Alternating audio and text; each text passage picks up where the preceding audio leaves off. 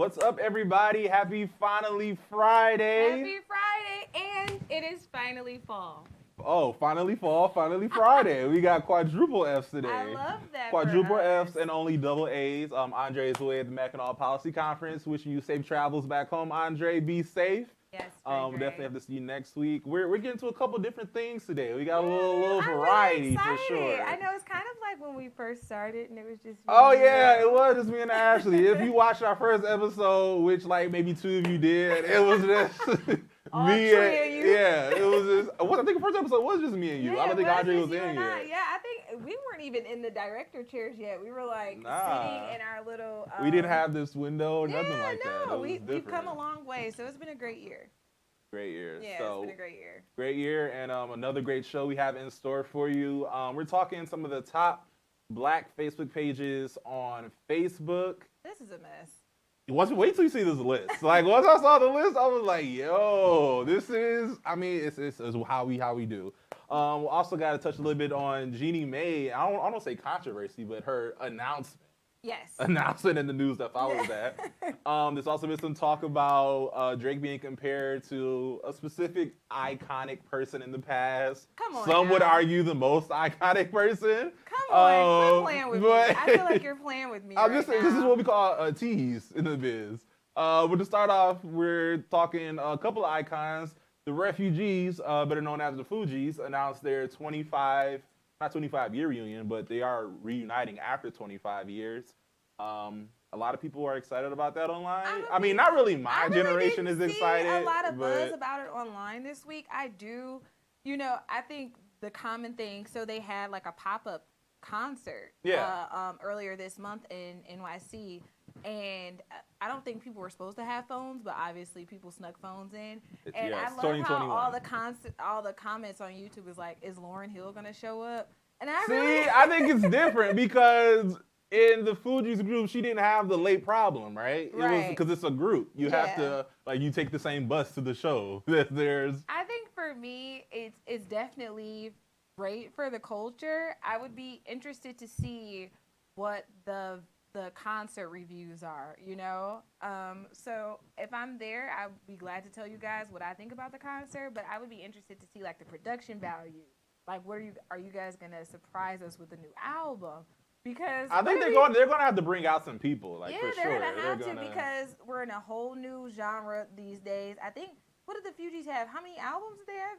I'm not that abreast on the Fugees. I can't tell you. I know they've sold like over 22 million records worldwide. They're like one of the largest selling rap groups, but I would be interested to see like how they're going to translate that. I mean, I think our moms, dads, our uncles, I'll probably be there, but I think for the most part, I would like to see how they're gonna like keep their audience engaged throughout the show, because most people only know, well, not that most people, but our generation only knows Killing Me Softly and Ready or Not. So I'm gonna be rocking on not those. to say it can't be a great show, I think if they incorporate, obviously they gotta have live band and everything like that, and it's a world tour, so it's not just U.S. They're hitting different spots across the globe. So obviously they did enough research to where their PR team said that they should be successful in the areas in which they're going. And the venues obviously booked them, so they're still relevant. It's just what do they look like 25 years later? Yeah. Because obviously we've heard like Lauryn Hill in like pockets here and there. We've heard Wyclef in different pockets here and there. Yeah. So they've been doing music, just not as a collective. Past 25 years. Yeah, but I think Lauryn only had that one album that came out. I don't know how many albums they have, but I don't know the full scope of their work. So, but all the best to them. But even recently, Lauryn did a couple surprise vocals. I think it was on Nas' last album. She had a vocal on there. I want to say she had a vocal on Donda as well, Kanye's album. I don't remember the one on Donda, but I do feel like I heard Yeah, she had Nas for sure. Yeah. If I'm not mistaken, I want to say Kanye's vocal. So she's slowly been like re-emerging too as well. So it'll be interesting to see. Now, whether or not I would pay to go see a Fugees show, depending on the price. If it's, They're in great shape, though. I think everybody after 25 years is like, how are they looking? They look exactly the same. So it's going to be dope. Let's not do exactly. Lauryn doesn't look exactly the same. But she cut her hair off. I'm just saying, Lauryn will look exactly the same, but so not too far off. I'm honest. I'm going to be honest with you. See, she's trying to... they look great. They do look good. To have been off the grid for the last 25 years. That's probably why they look so good. They're doing their own thing off the grid and everything like that. Probably better for their pockets, though, to coming back to do a tour. After 25 years off the grid, you might, I mean, you don't know how they invested their money, but, a little money that never hurt nobody. Yeah. That's probably the main reason they came back, too. Their money, but I do think it would be great for them. I think the world probably needs it, and it's a good time. Now, well, speaking of world icons, Drake, wow. Your local Drake enthusiast. Anytime he's in the news or press, I'm going to bring it to you. So I didn't bring this up. Drake himself did not bring this up. But online, people have been comparing Drake's peak to where they feel like people have reached his peak. I don't even know why we're having Listen, they've had Drake's peak compared to Drake's peak compared to Michael Jackson's peak. And the argument is being made has Drake not surpassed, because obviously you can't surpass him, but are they on the same level icon-wise and fame-wise that Michael Jackson was at his peak? Hell no. That's from the discussion. No, next.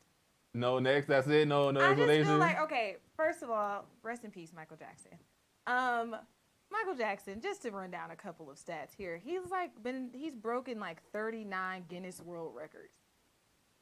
Okay, like he had like over, I think 20-something American Music awards, Grammys, Billboard awards. He won awards in different countries for their like equivalent to our Grammys or something like that. So I feel like Drake right now, I would be offended if I was him for them to be like, this is your peak. Because it's kind of like after the peak comes the fall. So is Drake at his peak? That would be my question. Is he at his peak, or is there more to come? Because I'd say peak is hard to argue. I would say prime. Yeah. Prime for sure. I could go with prime. Yeah, you could go with maybe his, in a part of his prime or the beginning of his prime, because Michael came out of the womb a celebrity. Yeah, Michael had a head start for sure. He had a head start. Michael's been famous since he was a little And if we look at the scope of Michael's work, it was consistently like excellent. And with Drake, I take that back. It was not consistently excellent, and I'll tell you why. Okay. Because Off the Wall wasn't Michael Jackson's debut solo album.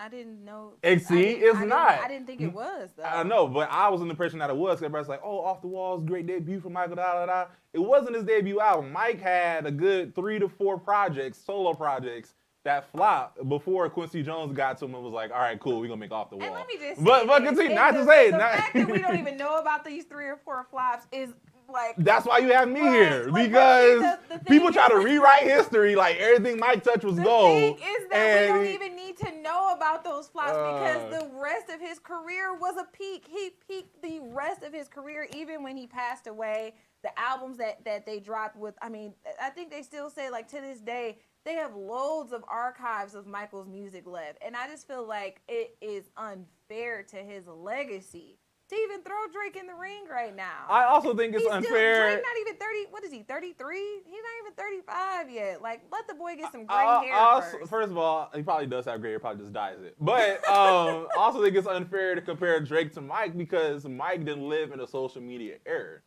So when you have people that's, a parade of people camping outside, your hotel balcony, or, passing out when they see you in public, like, we see Drake all the time. So it's nothing to see Drake at a basketball game. You know what? It's nothing to see Drake in the club. It's nothing to see Drake on Instagram. I'm a firm believer in, this is just an Ashley pro tip, but I'm a firm believer in the less the public has access to you, the higher you are as a celebrity. Like, the more celebrity status No, because there's some celebrities I don't know about that I wouldn't think to know about. Well, I feel like the higher you are as a real, true celebrity, we're not talking about people who were in the public eye and then, had a one-hit wonder and went away.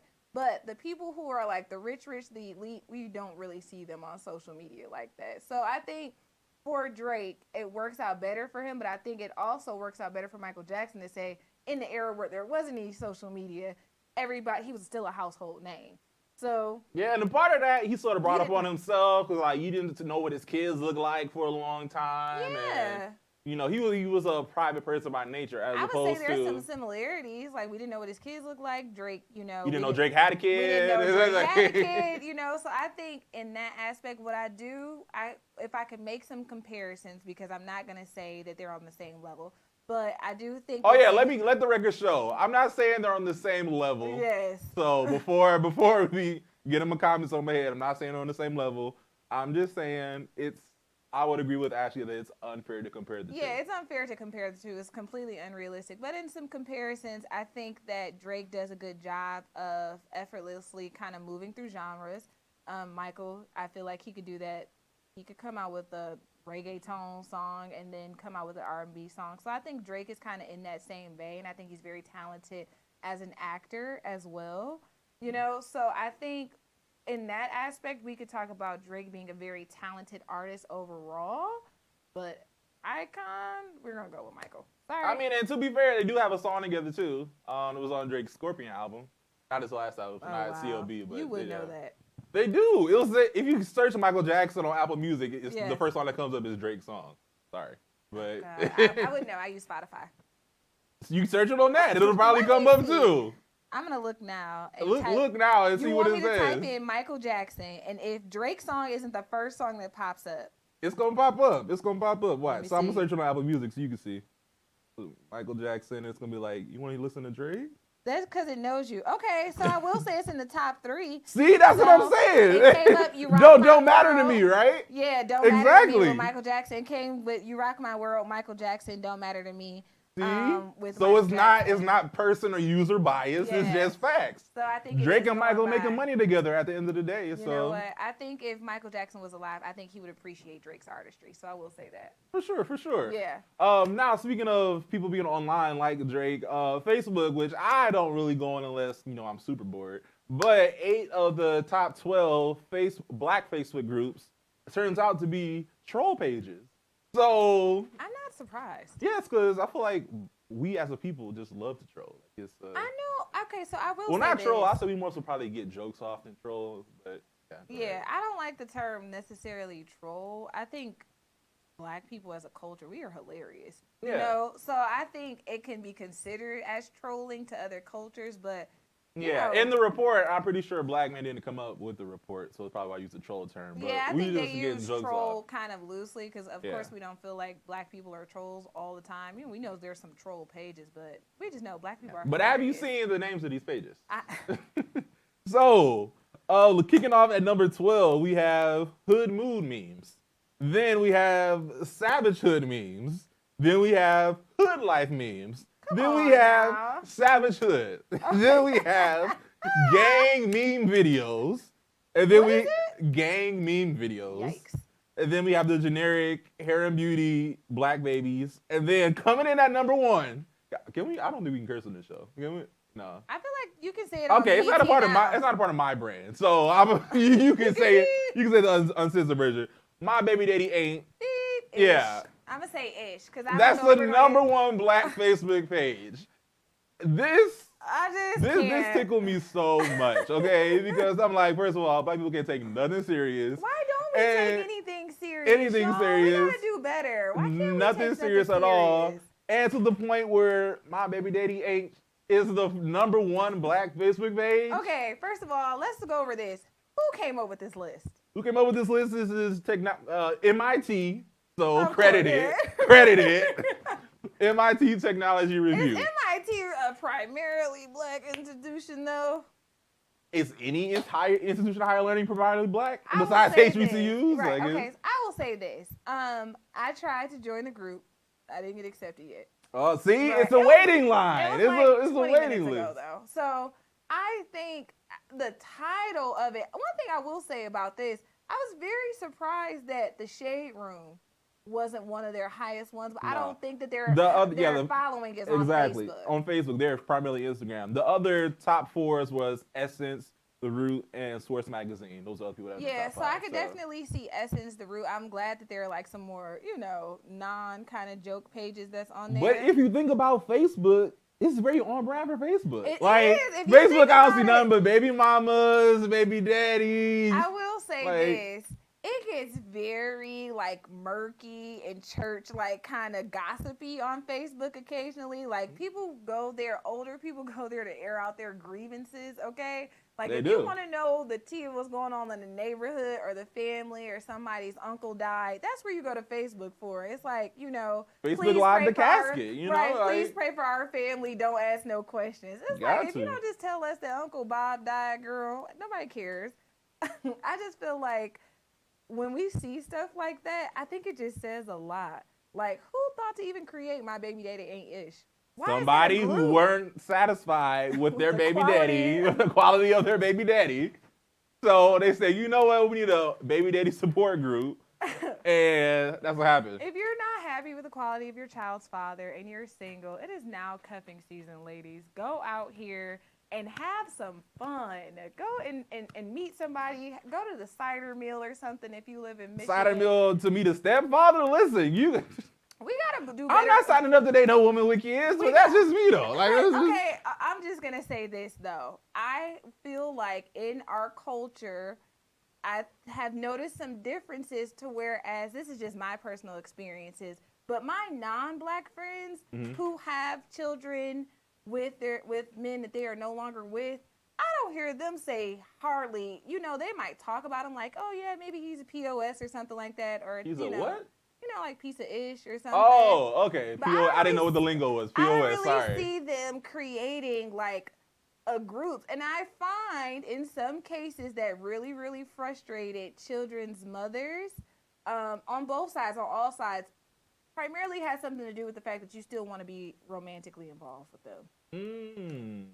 So that's an interesting take there. Like, I would have to say that there has been a conversation or two where it's kind of like, is he a bad father or is he a bad boyfriend? And oh, see, I'm glad you said that. That's a good point. I'm very unbiased when it comes to that kind of stuff. So I'm not going to create a support group. In some cases, I would like to see women, kind of all women. This isn't just black. This is white, Asian, black and brown women, anybody. Like when you have had a situation in which you've had a child with a man that you are no longer romantically involved with, I'm sure it's probably very hard to separate your emotions from that person along with your child because you are not your child and he is not indebted to treat you.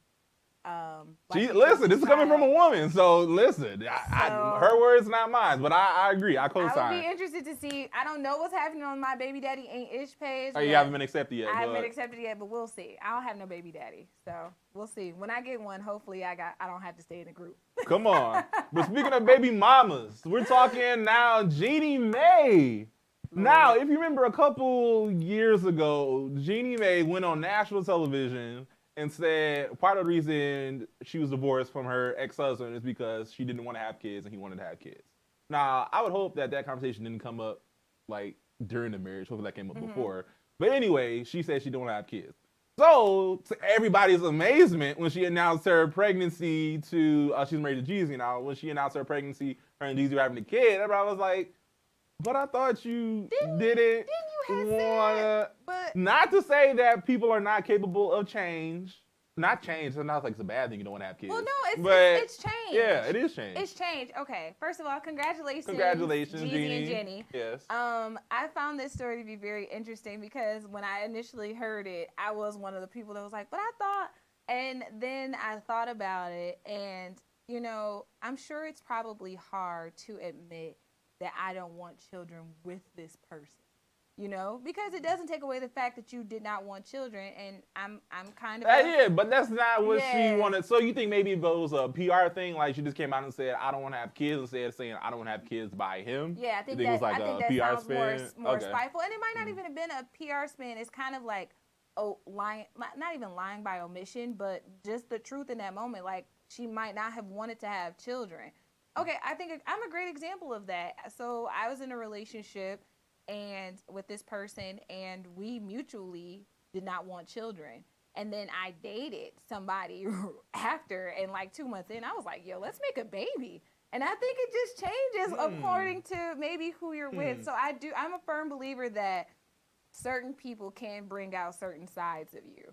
And so maybe she got with Jeezy and they had a conversation, and maybe her vision of her life with her previous husband didn't involve children, but maybe with Jeezy, she envisions herself as a mother. It could be a thing. It could be a thing. I've never had that experience, but Well, I did know. Well, she talked about getting divorced. She said that she felt like, she was not loved the way that she felt that she should be loved in that relationship, or loved and supported. And typically, if you don't feel loved and supported in a relationship, the last thing that you want to do is bring a child into that. Yeah, but I guess the way I interpreted it was, even before she met this man, like, growing up, it wasn't a thing where it's like she played with dolls and like wanted kids and stuff like that. Like, I thought her whole life she didn't want kids until she met Jeezy and was like, you know what? And he was like, ha ha. It's right. Detroit loved Jeezy, so you gotta give Jeezy representation. And it's funny because I feel like she was also on the record saying she didn't want to marry a black man, or like she said there was like some backlash of that too. Ooh, so I loosely remember something like that. I'm not well versed enough to like have it. Yeah, I have to go back and Google the footage, but I feel like that was something a thing too. So that was not want to say controversy, but that was a sort of a minor fiasco there too. Yeah, well. So maybe Jeannie's just becoming more evolved and just I'll just tell you something. and embracing everything black, differently. You don't go back. Thank you. Thank you for that experience. Oh, that's all we got for you this week. Shout out to Andre. He'll be back next week. Yes, Dre, we miss you. Yes, I need some help. I need my Ash handler here, Andre. So this is a tough show to get into. But be sure to tune in next week. Me and Ashley probably won't be matching again. Right. We're both feeling the all black. Not playing, but sometimes. I feel like I should have worn my glasses because they're clear too. We would have been like complete twins. I love that for us. I kind of like that I have glasses and you don't, because it's a little different, little style. You also have the formation hat, which I meant to do in the intro, and the jacket too as well. Well, she didn't have a jacket on in the video, but it's right. No, she didn't have a jacket, but this is more like a Michael Jackson-y vibe. So maybe I subconsciously was showing my support today. You knew what side she was going to be on. Well, again, thank you so much for tuning in, and we'll check you out next week. Bye, guys. Have a safe weekend.